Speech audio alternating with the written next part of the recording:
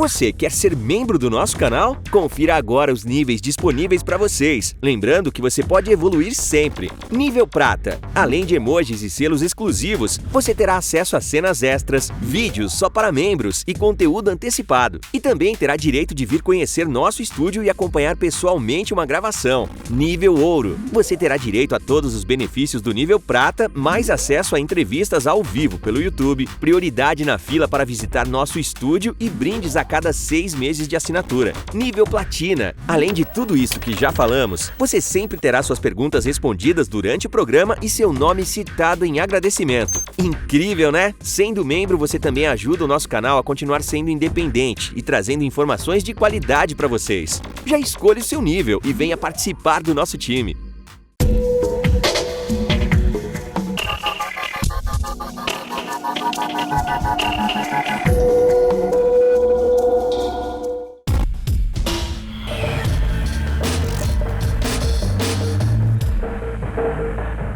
Olá, sejam todos muito bem-vindos. Eu sou Carla Albuquerque, estou hoje aqui com a professora doutora Luciana Temer. Seja muito bem-vinda. Obrigada, Carla. Um privilégio participar dessa conversa com você. E a gente trouxe ela para o quadro que a gente costuma chamar de Injustiça Brasileira, onde a gente aponta, vários casos de injustiça aqui no nosso país. Coisas que vão ficando para debaixo do tapete, não é isso, professora? Coisas que são mal compreendidas, mal explicadas, mal informadas. E se a gente não traz luz a esses casos, a gente não consegue construir boas políticas públicas. Exatamente, é isso mesmo. A gente montou há 6 anos o Instituto Liberta, vamos completar 6 anos agora, né? E é justamente para trazer luz, é a palavra que a gente usa, Carla, para uma violência muito grande no país, estrutural, que é a violência sexual contra crianças e adolescentes. E me conta um pouquinho melhor, professora, como é que funciona esse instituto? Bom, vamos lá. Nós somos um instituto de conscientização. A gente não lida com as vítimas. Qual é a nossa primeira missão? Nossa primeira missão é fazer o Brasil falar sobre violência sexual contra crianças e adolescentes. Porque veja, Carla, as pessoas sentam na mesa e discutem descriminalização das drogas, por exemplo, política de drogas. Discutem questão do aborto, descriminalização do aborto, que são questões pesadas, né? Discutem violência contra a mulher, discutem questões de educação, de saúde, mas ninguém discute, e eu duvido que alguém que esteja assistindo a gente aqui sente com os amigos para discutir violência sexual contra crianças e adolescentes, né? A gente não faz isso, e eu confesso que eu também não fazia isso até montar um instituto e estudar essa temática, entender essa temática, porque, na verdade, a gente não enxerga a dimensão e as consequências dessa violência, não só para as vítimas, porque para as vítimas é fácil pensar, mas para o país. O que a nossa sociedade sofre quando a gente fecha os olhos para essa violência? Você sabe, professora, que ontem nós trouxemos aqui o Urian Fancelli, nós estávamos exatamente comentando sobre educação versus criminalidade, e nós tivemos acesso a um documento muito bem feito pela Unicef.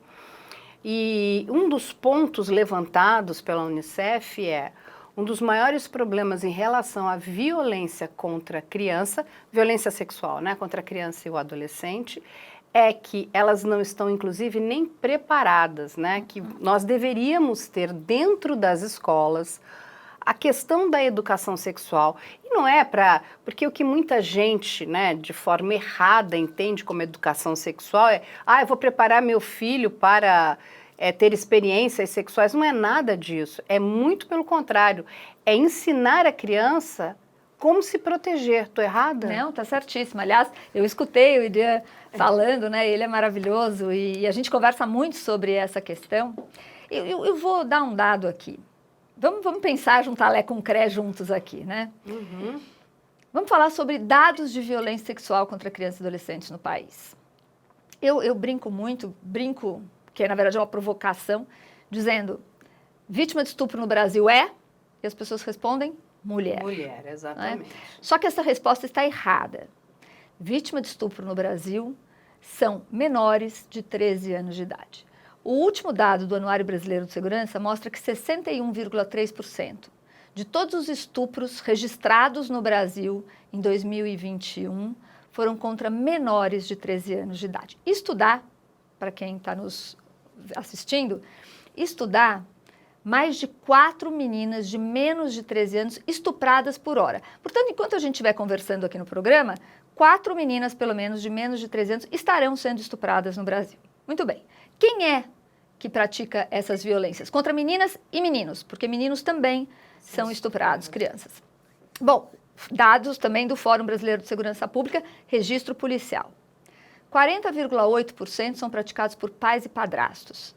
37% por irmãos, primos e outros parentes, como um tio, e 8,3% por avós. Né? Então, do que a gente está falando aqui?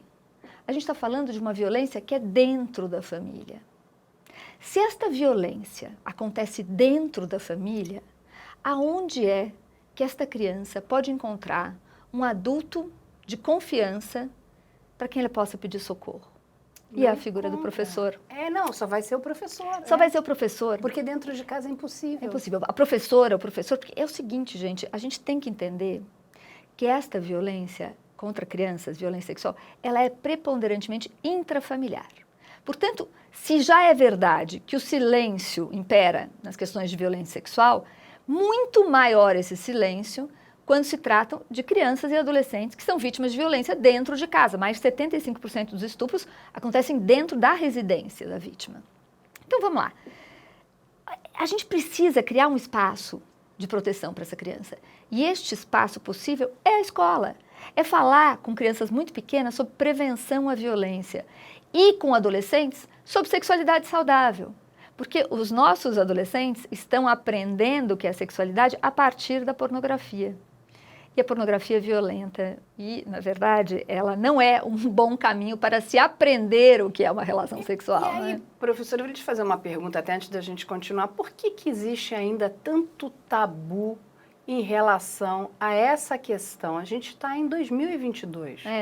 Não, tem tabus em relação a muitas coisas ainda que tinham que ser quebradas, mas essa, porque assim, ela é fundamental que a gente lute contra isso. Sabe o que acontece? Não, é fundamental. É a nossa luta toda para quebrar esses tabus, né?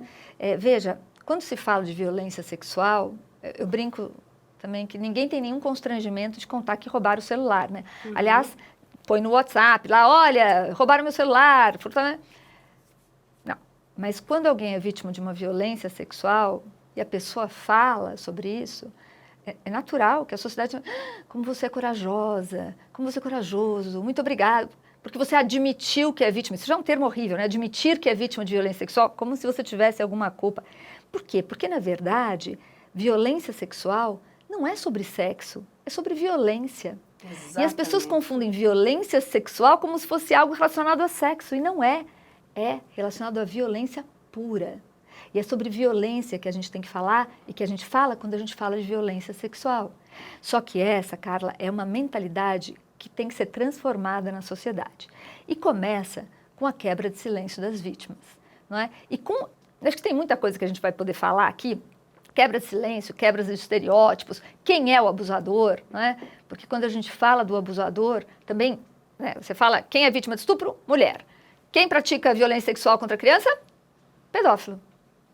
Não é? Acho que a maioria vai responder. Exatamente. E a gente está muito enganado, né? Muito porque enganado. não é pedófilo que não. pratica violência contra a criança. Infelizmente, são membros da própria família. Então, acho que é interessante explicar o que é o pedófilo. Quem é o pedófilo, o que é a pedofilia. A pedofilia é uma doença, reconhecida como tal pela Organização Mundial de Saúde, no qual a pessoa tem uma atração irresistível por menores muito pequenos, impúberes, né, que a gente chama, antes de entrar na puberdade. Muito bem. Esta pessoa que é pedófila, ela pode vir a praticar um crime ou não, porque ela pode se tratar e nunca vir a atacar sexualmente uma criança, né? Mas tem um dado aqui que é fundamental. Tem um estudo que mostra que menos de 20% das pessoas que praticaram abusos sexuais contra crianças são diagnosticados com o transtorno mental da pedofilia. Então, nós não estamos falando de pessoas com transtorno mental. E a sociedade, Carla, ela fica desacreditando na fala das crianças, quando elas falam que sofreram alguma coisa de algum adulto, porque no imaginário dos adultos, quem pratica violência sexual contra criança é um maluco. E, de fato, né, alguém que tem um transtorno mental, que é um pedófilo. O que acontece é que a maioria desses abusos acontece por pessoas que são adequadas socialmente, que estão dentro da família, que são queridas na família. Por isso, quando a criança fala, ela é desacreditada. E aí eu vou aproveitar que a professora Luciana Temer, que também é delegada e advogada, para ela explicar uma coisa, porque gera muita confusão na nossa sociedade. Pedofilia é um conceito da medicina, não é uma tipificação penal. O que é a tipificação penal é a violência contra a criança. É isso, doutora? Exatamente. Ó, eu fui delegada, tá? Não sou mais. Ó, não, eu sou advogada, então, mas fui. Fui delegada há 5 anos em Osasco. Olha aqui, a gente tem aqui uma pessoa sensacional. Foi delegada, é advogada, é professora, trabalha com isso. Então, é uma pessoa que tem profundo conhecimento. E as pessoas confundem muito, né? Pedofilia é crime. É importante porque quando eu falo, as pessoas ficam imaginando um monstro e não é um monstro, as pessoas brigam comigo, eu já escutei absurdos. Como não é um monstro? Não, é um monstro neste sentido de ser uma pessoa monstruosa, né, como é que uma pessoa... Mas não é uma pessoa com um transtorno mental que é a pedofilia. Então vamos separar aqui. Pedofilia é doença. O pedófilo pode praticar ou não. Agora, qualquer pessoa que tem uma relação sexual com uma criança, qualquer tipo, não precisa ser completa, mas tem um ato sexual com uma criança, ele é um criminoso, ele não é um pedófilo, ele pode ser pedófilo, pode não ser pedófilo. Ele está enquadrado no Código Penal, num artigo que é do estupro de vulnerável. Né? Qualquer adulto que se relaciona com menino ou menino de menos de 14 anos, e não precisa, eu sempre bato nisso, porque antes de 2009, Carla, o estupro, ele pressupunha penetração. Hoje não mais, Hoje né? não mais. Qualquer toque libidinoso com uma menina ou menino de até 14 anos se configura estupro pelo Código Penal. Então, veja, é disso que a gente está falando. É de qualquer adulto que se relaciona sexualmente. E não importa para nós se ele é pedófilo ou não é pedófilo. Importa que ele praticou um crime. Mas é importante tirar da cabeça das pessoas esta figura do pedófilo, porque pressupõe um monstro que ele não vai ver na casa dele. Vou contar uma coisa que eu tive há 3 semanas atrás, num congresso do Fórum Brasileiro de Segurança Pública, e eu dividi a mesa com muito prazer com a doutora Mariana, que é uma médica legista, e que faz justamente exames em pessoas, crianças, né, que acusam alguém de abuso. E ela deu uma aula lá, eu aprendi tanto na aula dela, porque ela disse o seguinte, olha que coisa cruel. Assim como a violência contra a mulher, a gente sabe, eu fui delegada da Delegacia de Defesa da Mulher há 35 anos, a violência contra a mulher, ela não começa com um tiro na cabeça, né? É verdade. Ela começa devagar, ela vai não crescendo, então é um xingamento, é um empurrão, é um soco, é um ciúmes, até, muitos casos, chegar no feminicídio. Então, assim, ninguém é morta final, imediatamente, né? É o ato final. E o que a doutora Mariana falou é que o abuso de crianças também, a penetração é o ato final. Existe uma lógica de manter a criança ali como objeto durante muito tempo.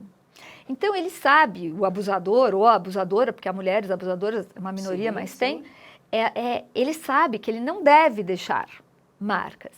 Né? Então, o que acontece? Quando a criança cria coragem para denunciar um padrasto, um pai, um tio, não é, um avô, quando ela cria coragem, ela vai lá, bom, então vamos fazer, fica a palavra dela, né, contra o abusador, mas vamos fazer exame, o exame médico para verificar, não é, se tem ou não marcas de abuso. Normalmente é negativo o laudo. O laudo pericial de abuso, normalmente, ela falou 90%, é negativo. Quando é negativo e volta para o delegado de polícia ou para a delegada, e que não tem profundidade nessa questão, muitas vezes, ela fala, não, é negativo, então não aconteceu. O que a doutora Mariana falou assim, dizer que o laudo é negativo não quer dizer que o abuso não aconteceu. Pode ter acontecido e não ter deixado marcas.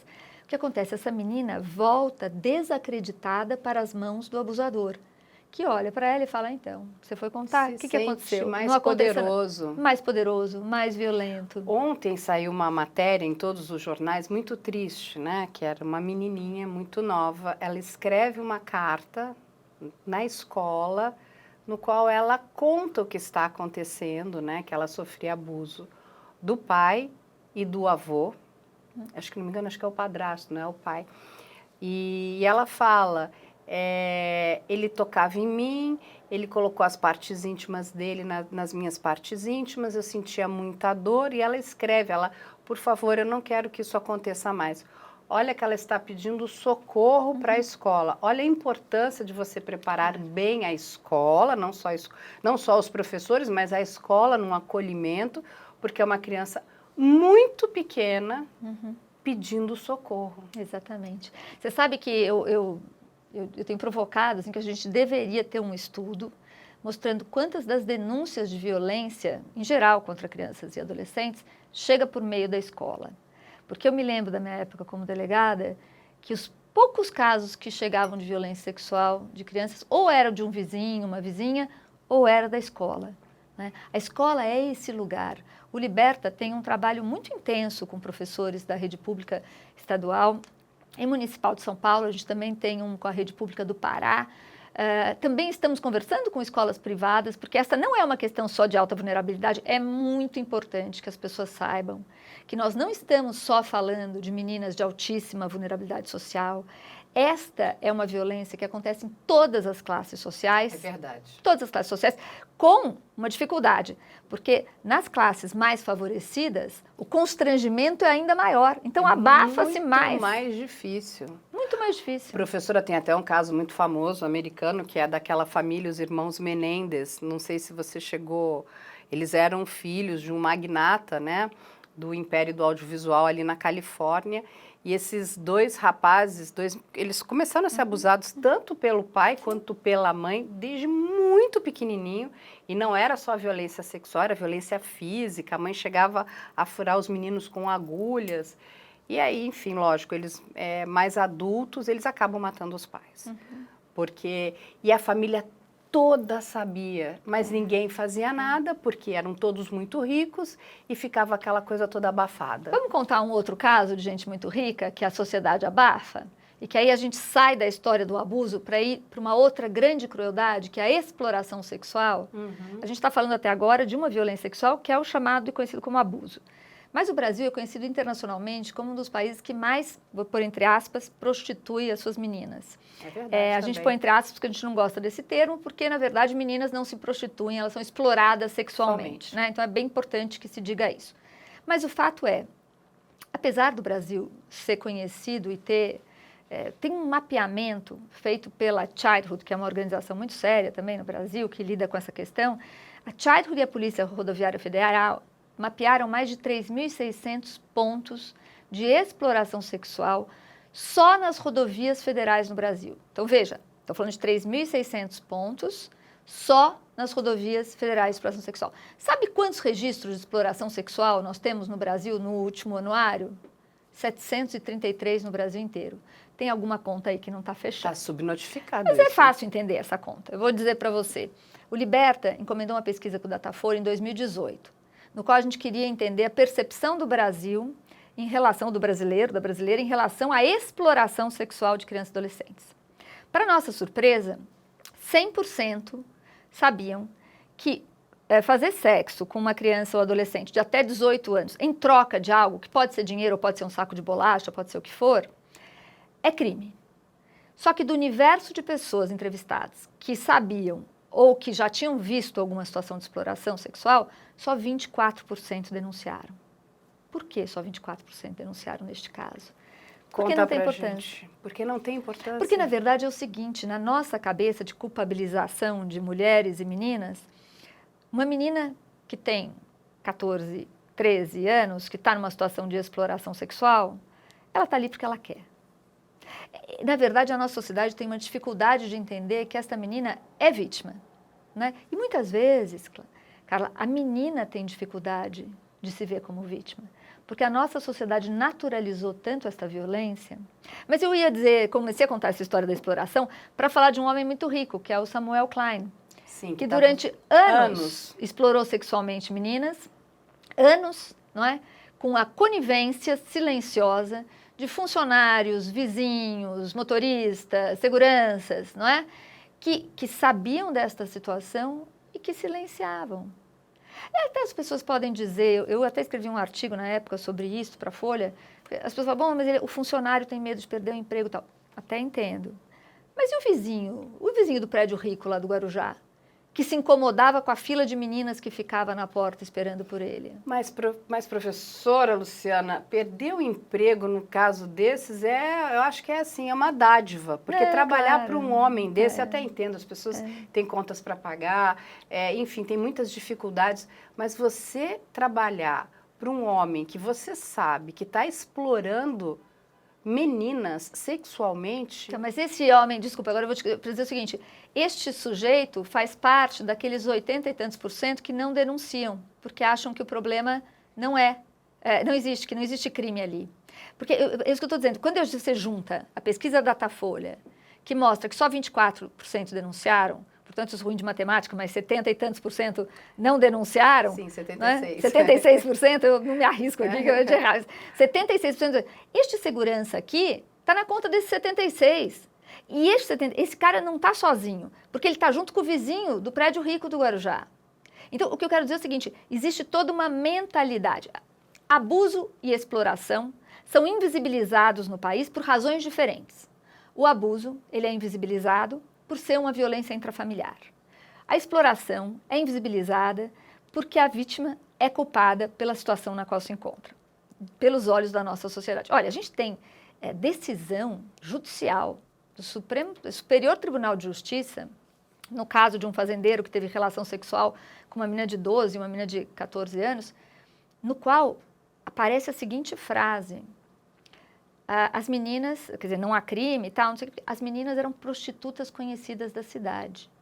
A hora que a gente tem uma corte no país dizendo que uma menina de 12, 13 anos é uma prostituta conhecida da cidade, então eu estou falando desta distorção. A nossa missão no Liberta é mostrar que essas duas violências estão aí, muito presentes, muito grandes, não é? Vou dar um outro dado aqui de invisibilidade sobre o abuso. A gente acabou de encomendar uma pesquisa para o Datafolha, porque a gente tem 4 meninas estupradas por hora, isso é dado de registro policial. Mas a gente encomendou uma pesquisa... Que deve ser muito maior, né? Então, eu vou te dizer quanto maior é.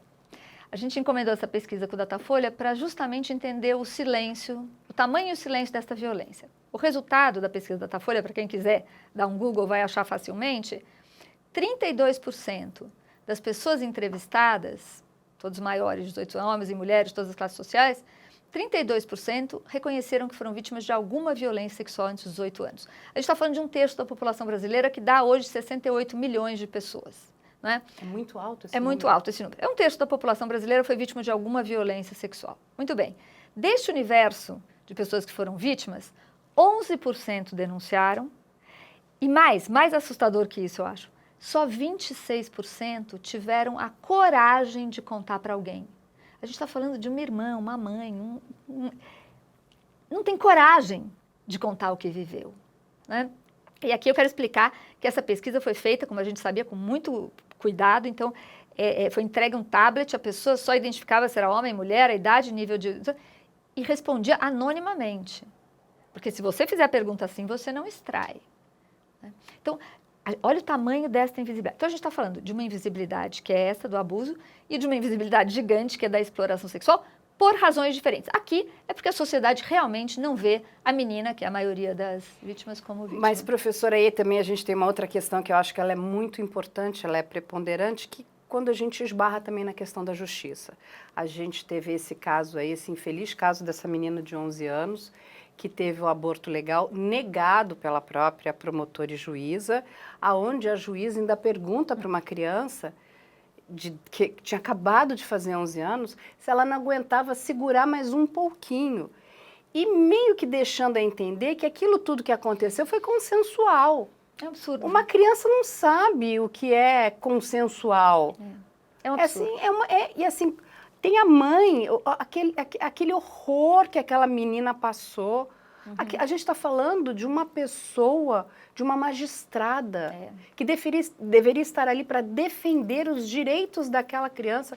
Aquilo me deixou... sabe, é uma facada no nosso peito. É uma facada. Você sabe que eu gravei um vídeo, né? Botei no meu Instagram lá o vídeo falando sobre esse caso, explicando um pouco esse caso. E foi assim, um absurdo que viralizou esse vídeo pela indignação das pessoas. porque é muito... Mas é importante, sabe, Carla? É importante que essas questões fiquem visíveis, porque esta foi uma audiência gravada secretamente, né? Vazou. Uhum. E eu sempre digo para as pessoas, vocês estão indignados? Que bom, fiquem cada vez mais indignados, porque esta não é uma audiência. Isto é a representação de milhares de audiências pelo Brasil inteiro, no qual meninas são submetidas a esta violência institucional.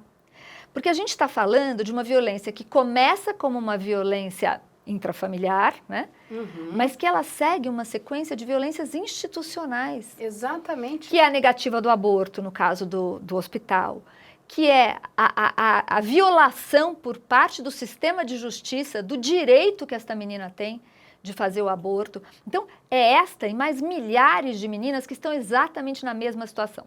Agora, por que essa juíza, essa promotora, lógico que é um absurdo a situação, mas o que eu digo é, elas estão inseridas, elas não estão isoladas, elas estão inseridas num caldo cultural, que envolve o policial, o delegado, o médico, a juíza, a promotora, a professora da escola, o segurança.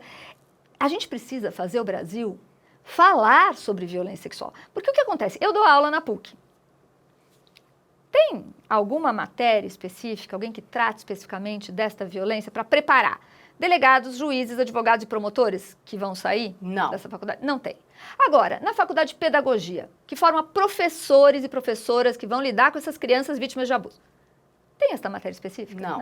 E nas faculdades de medicina? Não tem. A doutora Mariana, nessa palestra que ela deu junto comigo, ela falou o seguinte: quando eu saí da faculdade, eu achei que eu sabia medicina. Quando eu cheguei, passei no concurso e virei médica legista, eu descobri que tinha uma violência que eu não conhecia e que eu não sabia como lidar. E que eu aprendi ali na prática, porque ninguém nunca falou de violência sexual infantil na faculdade de medicina. Então, você está aqui convidada junto com o seu grupo. Nós vamos montar aqui muitas aulas audiovisuais para explicar essa questão para as pessoas, para as crianças, para os adolescentes, para os professores, porque a gente precisa falar sobre isso. Não é possível, esse número é muito grande, professora. É muito grande. É muito triste. Olha só, a gente tem mais de 21 mil meninas de menos de 14 anos grávidas por ano no país. Isso do que é registrado. Então, a gente está falando de registro, tá? Então, bota um tanto de subnotificação aí. Então, você tem mais de 21 mil meninas grávidas com menos de 14 anos por ano. O que isso significa? Significa, logicamente, que essas meninas vão ficar submetidas provavelmente a um ciclo de violência, porque elas não se capacitam. 18% de evasão escolar no Brasil é em razão de gravidez precoce.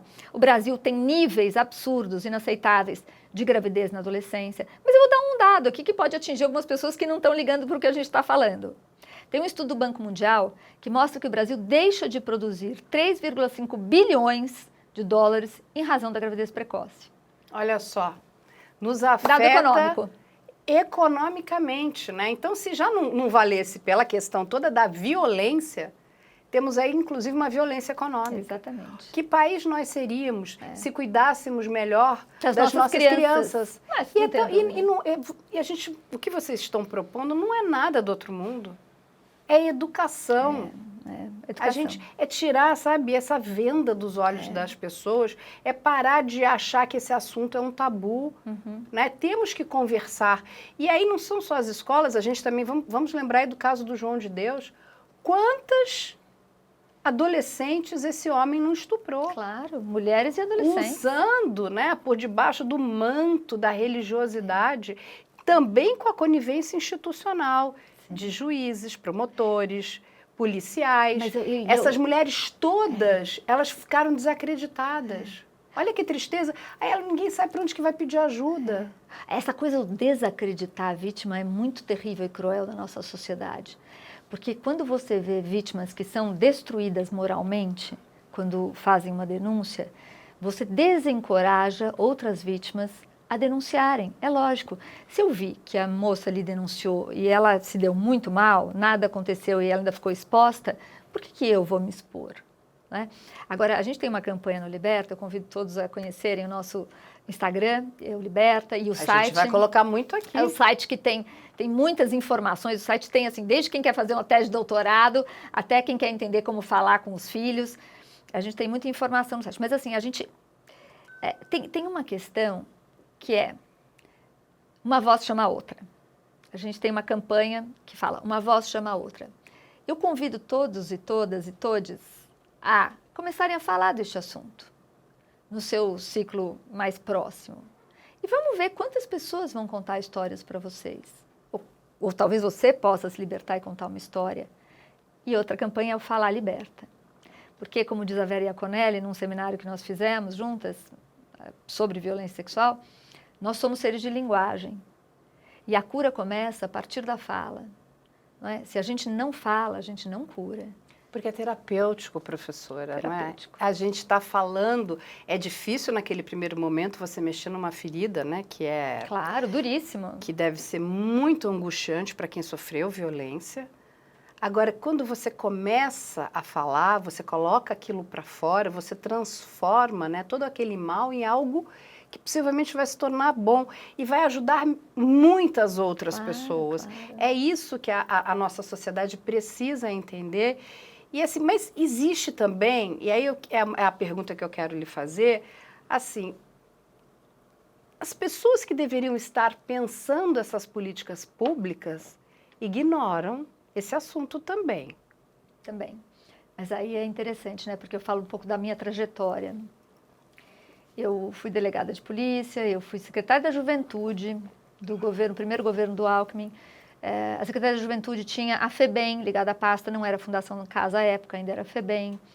Depois eu fui secretária de assistência por 4 anos em São Paulo na gestão do Haddad. Ou seja, ninguém pode dizer que eu não conhecia a vulnerabilidade social de São Paulo e as questões dramáticas existentes. No entanto, quando eu fui convidada para montar o Instituto Liberta, fui convidada pelo Eli Horn, que é um grande filantropo e empresário, eu virei para ele e falei, doutor Eli, lógico, aceito, é um grande desafio, mas por que o senhor escolheu essa temática, que é uma temática pontual, é muito triste. É horrível, muito triste, mas é uma coisa residual, ou seja, se a gente resolver educação, se a gente resolver renda, se a gente resolve essa questão. E o doutor Eli, na época, me falou assim, não, eu falo porque ninguém fala disso. Eu falei, tá bom, vamos aí, vamos entender essa história e vamos trabalhar com isso. E eu sou uma pessoa que estudo, então eu me propus, eu comecei a estudar esta questão. E muitas questões de invisibilidade é porque o dado não existia. Quando eu falo para vocês hoje que quem é vítima de violência é menina e menino e não mulher adulta, a maioria, este dado ele só existe a partir de 2019. Antes de 2019, a gente montou o Instituto Liberta em 2017. Gente, é muito recente. Sabe por que só existe esse dado? Olha que interessante.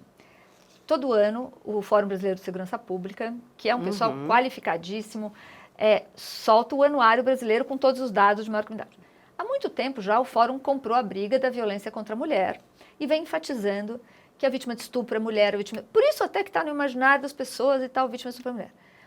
E aí a gente começa uma conversa, começa a provocar, eles são muito parceiros, a Samira Bueno, o Renato, e a gente, bom, mas quem é essa mulher? Quem é essa mulher? E aí eles começaram a fazer um exercício hercúleo de destrinchar nos boletins de ocorrência a idade das vítimas. Em 2019, pela primeira vez, a gente soube que 57,3% eram menores de 13 anos. Esse número sobe em 2020, sobe em 2021 e sobe em 2022. Ou seja, você tem começa a ter uma visibilidade de algo que você não pode ver algo que não está ali colocado. Então, só em 2019 que de fato a gente pôde ver o tamanho desta violência. Agora, quem é que conhece os dados do fórum? Uma minoria de pessoas que está ligada a essa temática. O que a gente quer? Que milhares de pessoas assistam esse seu programa e entendam. Exatamente. Entendeu? E nós vamos fazer isso. Entendam e mostrem para as outras pessoas e contem o que assistiram. Porque mesmo uma pessoa que nunca tenha sofrido violência, essa pessoa pode muito ajudar. Lógico. Porque ela pode informar, ela pode verificar. Porque a gente começa, inclusive, a entender determinados traços. Quando você pega uma criança que é muito tímida, está muito retraída, está com muito medo, alguma coisa está acontecendo. Porque a criança, a não ser que ela tenha, talvez, enfim, algum transtorno, ela é alegre, ela gosta de brincar, ela se comunica, ela não precisa ser, né, tá ligada no rádio. Mas a criança, ela é livre, né? A gente, os pais, é que aos pouquinhos vão colocando determinados freios para educar a sua criança, né? O seu filho. Mas quando a gente encontra uma criança completamente retraída, a gente para olhar e fala, tem alguma coisa errada com essa criança. E aí, quando você passa você pode ajudar. Tem sempre aquela história, né? Em briga de marido e mulher, ninguém mete a colher, o vizinho tá vendo o marido bater na mulher e não faz nada. Não, a gente precisa fazer alguma coisa. Claro. Não é possível que você não tenha empatia. Tá vendo uma criança sofrer, tá vendo uma mulher, né, sofrendo violência e você não vai fazer nada. Tem que fazer, porque nós só vamos melhorar como sociedade se nós passarmos a sermos participantes. Exatamente. Olha que interessante, você está falando aí, né, da briga de marido e mulher, ninguém mete a colher e tal, e era essa realmente a lógica que imperava, ainda impera em alguns espaços, mas imperava 100%, né, porque eu fui delegada. E eu gosto de fazer essa comparação entre a violência sexual contra crianças e adolescentes e a violência contra a mulher. Por quê? Porque quando eu fui delegada há 35 anos, não tinha a Lei Maria da Penha. Então você fala, gente, mas a Lei da Maria da Penha não teve sempre aí? Não. Né? Ela é de 2006. Exatamente. Né? Você pega feminicídio? Não tinha. Quer dizer, eu falo sempre isso. Em 5 anos como delegada, eu nunca fiz ocorrência de uma mulher rica. Por quê? Porque naquela época, violência doméstica era coisa de mulher preta periférica, no imaginário das pessoas. Hoje a gente sabe que a mulher, independente da classe social, sofre violência. Não é? Sofre violência doméstica. Né? Então, hoje você tem essa clareza, e hoje por quê? Você tem mulheres que vocalizam, que falam sobre isso. Como é que isso aconteceu? Se você olhar, nos últimos 30 anos, foram criadas muitas políticas e legislação de proteção à mulher. Por quê? Porque os movimentos feministas foram fazendo esta pauta entrar na sociedade. Quando entra na sociedade, ela começa a fazer pressão por políticas públicas. Por isso que você tem um rol imenso de leis, cota para as mulheres candidatas, tá? Tem a ver com empoderamento de mulher, com não violência, tudo isso. É importantíssimo que nós tenhamos mais mulheres no nosso Congresso. Claro. Porque até pouco tempo atrás nós tínhamos ali a Lei da Mulher Honesta, lembra disso? Isso, pelo amor de Deus. É um absurdo completo. A gente já falou muito aqui sobre essa lei. Eu fiquei estupefata, né? Eu falei, não acredito que isso um dia existiu. E foi muito perto. Exatamente, mas porque são homens legislando sobre a vida da mulher, sobre as dores da mulher. Mas olha, que eu vou te provocar aqui. Eu concordo com você, mas eu sempre faço um adendo nessa fala. Porque eu sou a mais que só voto em mulher e acho que tem que ter mais mulher mesmo. Assim como tem que ter mais negro, tem que ter... Eu acho que tem que ter um equilíbrio. Tem que ter uma representatividade social. Exatamente. Não é? Todo mundo tem que ter voz. Mas é mais do que isso. Quando a gente falou do caso da menina de 11 anos, a gente falou de uma juíza e uma promotora. Exatamente. Porque eu digo, se fossem homens, não teriam feito. Eu acredito. Eu fiz uma aposta. Eu não sei se não teriam feito, mas o fato é, a gente precisa educar a sociedade, para que a sociedade entenda um pouco mais o que é esta relação de respeito com o outro. Mas, professora, vamos voltar de novo para a história da mulher honesta. Olha que cabeça é essa. Nós temos mulheres que são extremamente machistas. Muito. Quando a gente pensa num homem machista, ele foi criado, ele teve pai e mãe, ele teve uma mãe ali. É a criação, como nós estamos criando, inclusive, os nossos filhos. Claro. Como nós estamos criando esses homens que se tornam abusadores de crianças. Inclusive eles com não machismo. Têm limites. Inclusive, você sabe, então eu vou contar um outro episódio para você. Eu tive, há cerca de 20 dias, em 3 presídios em São Paulo, falando sobre violência sexual contra crianças e adolescentes e convidando para um movimento que nós estávamos fazendo, que se encerrou agora dia 31 de agosto, que é o Agora Você Sabe, que era uma passeata virtual, no qual a gente convidava pessoas adultas. Na última passeata, nós tivemos 61 pessoas do sistema prisional junto na passeata, porque a gente conseguiu uma parceria. Mas o que eu quero dizer aqui, eu fui a 3 presídios, um feminino e 2 masculinos. Um dos masculinos que eu fui é um masculino só de abusadores. É um masculino no qual os presos ficam separados, porque estão presos por prática sexual, especialmente contra crianças e adolescentes. Eu conversei com 50 homens. Dos 50 homens, 21 estão na passeata, porque 21 sofreram abuso intrafamiliar. Veja, nem todo o abuso foi praticado por homens. Eu escutei narrativas de abusos que não são abusos, mas são violências sexuais de meninos de 9 anos que eram obrigados a assistir o padrasto transando com a mãe para aprender a ser homem, com 9 anos de idade. É uma grande violência. É uma violência sexual prevista no Código Penal, inclusive. Não é? Então, é uma enorme violência sexual. Mas este sujeito, ele dizia o seguinte, não, mas eu sentia muita raiva, mas eu entendi, ele estava me ensinando. A gente está falando do quê? De machismo, um machismo tóxico, uma masculinidade tóxica, que todo mundo fala agora, que faz com que esse menino de 9 anos se desestruture emocionalmente. Este sujeito padrasto que obrigava o menino a assistir a cena, ele é um sujeito malvado que deveria estar preso? Não, eu acho que ele não foi educado e talvez ele tenha passado por essa mesma coisa. O que a gente quer? Menos prisão e mais educação. Exatamente. As pessoas têm que ser presas se praticam atos cruéis, sim. Mas vamos romper primeiro um ciclo de violência, que é este ciclo de desconhecimento e de violência que vai se perpetuando quando a gente não fala sobre sexualidade saudável? Eu só acredito na educação. Eu acho que ela é a grande revolução para esse problema de segurança, o problema da violência. Claro. Se nós não trabalharmos isso vamos dizer, nesse pilar da educação, a gente vai ficar, né, patinando, enxugando gelo. E aí joga tudo, e aí o que acontece? Aí o crime se estabeleceu, e aí nossas forças de segurança estão cada vez mais sobrecarregadas, os presídios cada vez mais sobrecarregados. Sem conseguir dar conta, né? Exatamente, isso poderia mudar? Poderia, mas a gente precisa entender que só vai acontecer através desse pilar de educação. Eu sempre digo, né, as pessoas falam, mas eu estou gastando dinheiro com educação. Eu digo que educação não é gasto, é investimento em qualquer idade, do pequenininho que você está investindo no seu filho e na educação que você está investindo para você. É um investimento, a gente está investindo, né? E a educação, nesse outro pilar que trabalha a questão da violência, ela é extremamente importante. Se nós não trouxermos esse tema para as nossas escolas, gente, eu não sei como é que vai ficar. Porque esse número ele não diminui. E nem vai diminuir, porque eu vou dizer...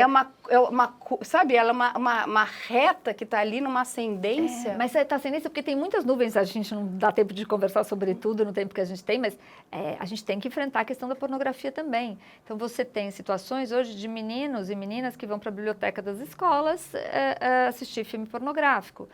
E qual é o problema disso? O problema é que são meninas e meninos em formação. Então, como ninguém fala sobre sexualidade com esses meninos e com as meninas, eles começam a reproduzir modelos que são modelos perversos, muitas vezes. Não é? E eles começam porque é quem está falando com eles. Porque a gente não está. A família não está, a escola não está, e não está falando, sobretudo, sobre pornografia. Tem um estudo que mostra que os meninos começam a assistir pornografia aos 10 anos de idade. Nossa, a gente é muito novo. Então, mas é isso, porque está no celular, porque está em todo lugar, e é livre, é gratuito. Né? Ele não entende, mas ele quer reproduzir. Você vê, está aumentando em muito o número de violência de adolescentes com adolescentes. Outro dia eu dei uma entrevista para a TV Globo, numa situação onde 3 meninas de uma escola pública aqui de São Paulo, capital, tinham sido estupradas por um grupo de outros 3 meninos, colegas de escola. E aí, olha a maluquice da situação. A menina, a coisa só veio a público porque uma das meninas foi reclamar com o diretor que ela estava sendo objeto de bullying. Por que bullying? Porque um dos meninos filmou a relação sexual e estava distribuindo na escola. Ou seja, ela nem se reconhecia nesta violência, ela não tinha sido estuprada. E aí, quando o repórter veio, falando, mas os meninos já vão para a Fundação Casa... Coitado desses meninos. Porque, desculpa, esses meninos estão órfãos de uma conversa decente que nós adultos deveríamos estar tendo com eles. Tanto a menina não sabe que ela foi estuprada e ela acha que ela está sofrendo bullying, não é? Quanto esses 3 meninos acham que eles são super legais, porque é assim que se faz, porque é assim que eles assistem.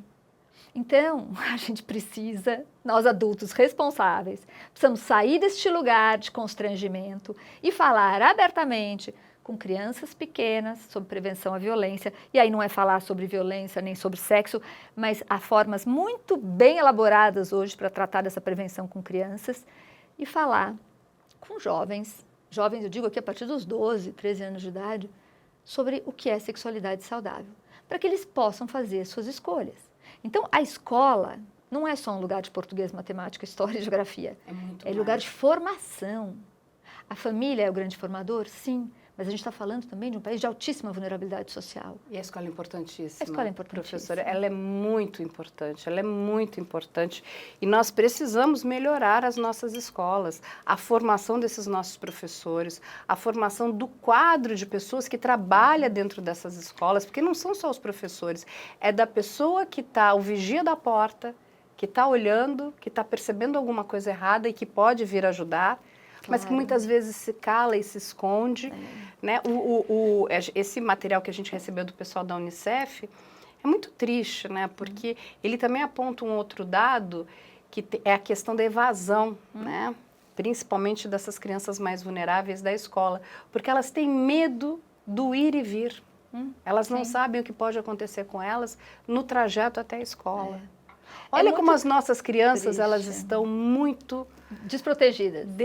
Agora, essa desproteção vai aumentar em muito, e aqui eu vou fazer um pedido e um alerta, não é?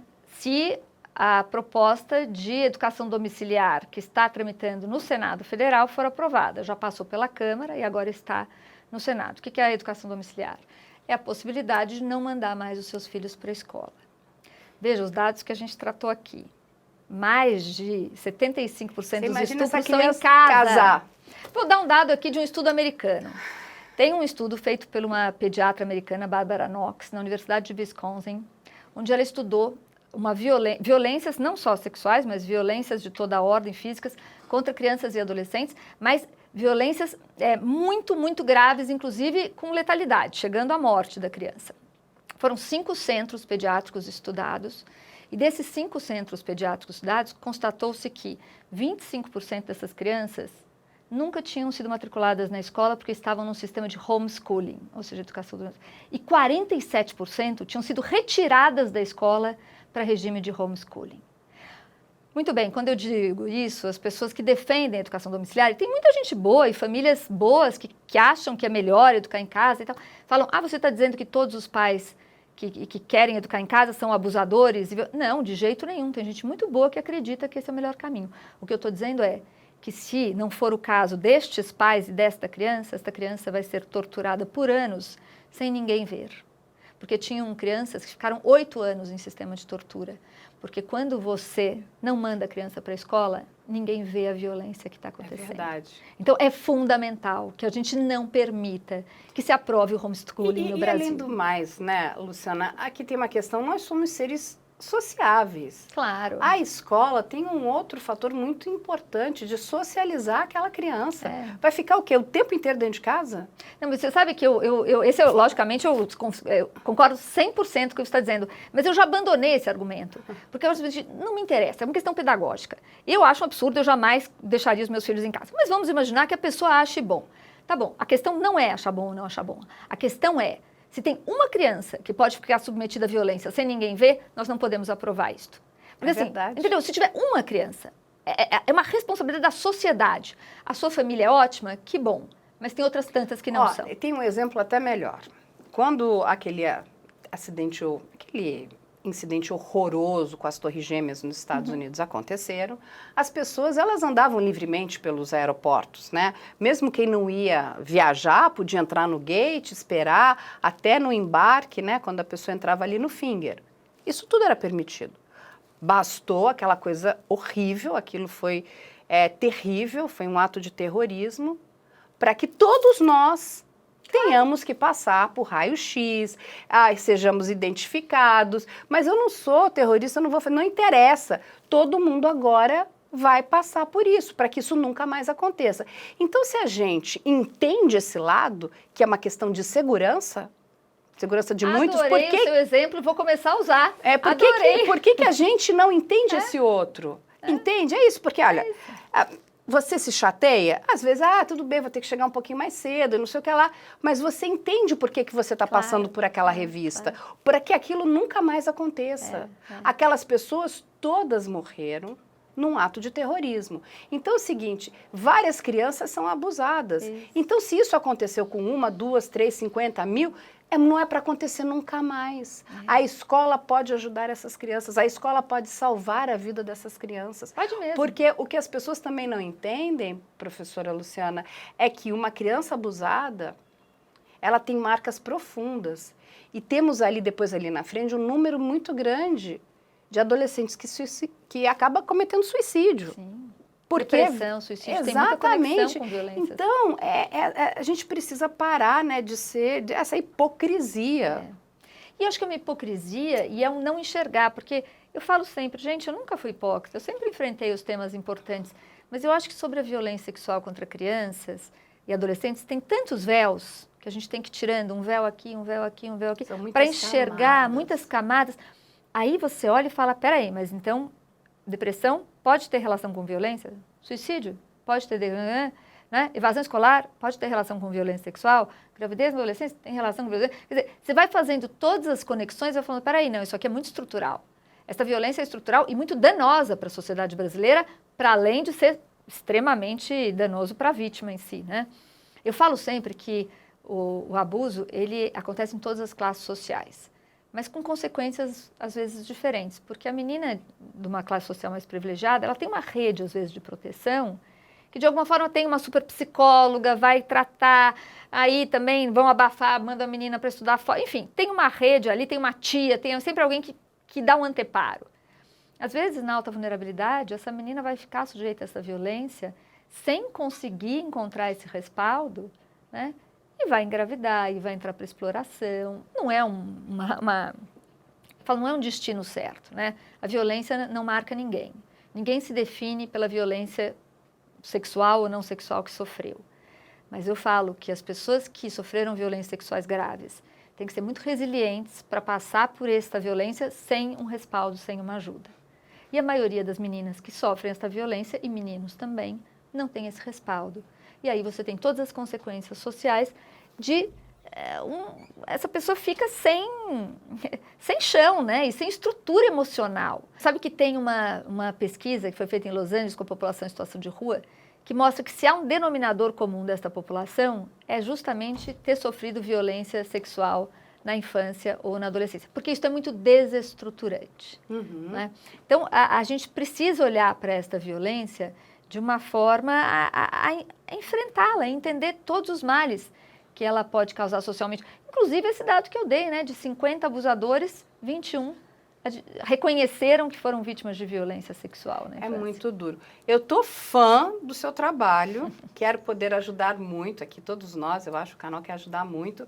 Quero trazer você mais vezes para a gente poder falar mais sobre isso. Quanto mais nós falarmos, né, mais eu acho que a gente vai explicando, vai alertando, vai ajudando, vai impulsionando, inclusive, a sociedade para trabalhar em conjunto. Nós precisamos que as pessoas trabalhem conosco nessa questão. É muito séria, são as nossas crianças, né? É o futuro do nosso país. Se a gente não cuidar das nossas crianças, quem serão esses adultos?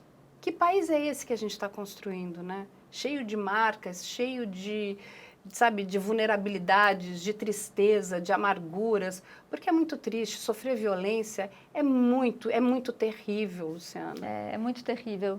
E você já está ajudando, porque esse programa aqui já é um canal importantíssimo para a gente poder falar, levar para as pessoas consciência. Isso, a partir da consciência não resolve, mas é o mote gerador para a construção de soluções. E é muito importante porque, assim, quando uma pessoa começa a entender um pouquinho, pega o fio da meada, ela conta para o outro, ela passa a ser um agente multiplicador. A gente sai do ciclo, que eu sempre digo, vicioso, e começa a entrar num círculo virtuoso, né? Que é isso que a gente precisa trazer para essa questão, né, da violência contra crianças e adolescentes.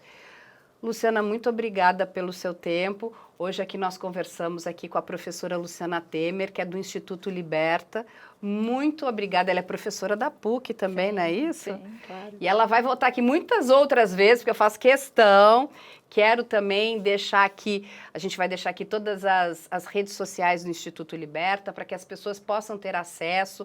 Eu sei que tem muito material interessante ali, não é isso? Tem mesmo. A gente vai ajudar a divulgar esse material também, eu acho que isso é importante, porque ele não está restrito só a São Paulo, ele é aqui para o nosso país, quiçá para o mundo afora, porque as informações precisam, inclusive, ser divulgadas, né, compartilhadas.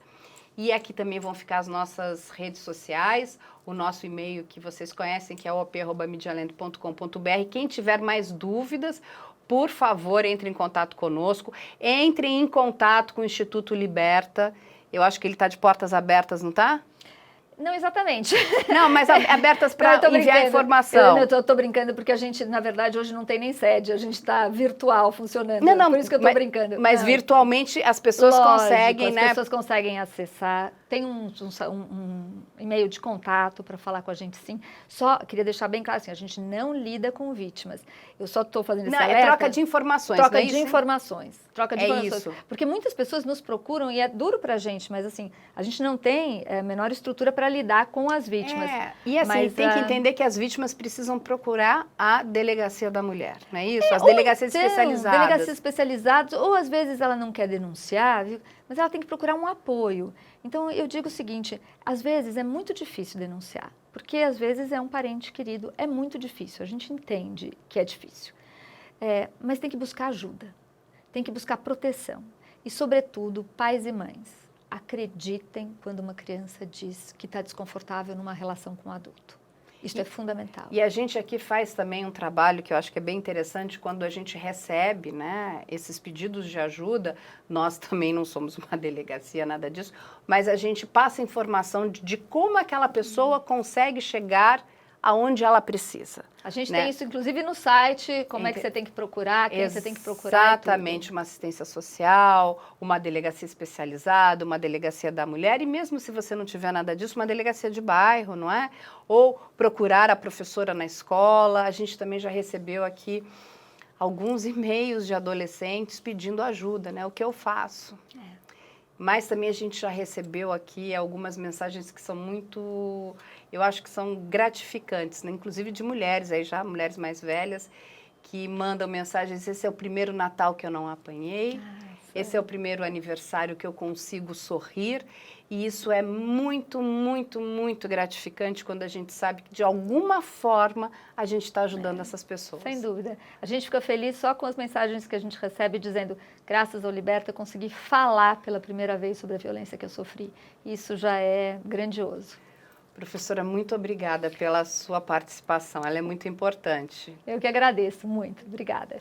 Um beijo para todos e até a próxima semana.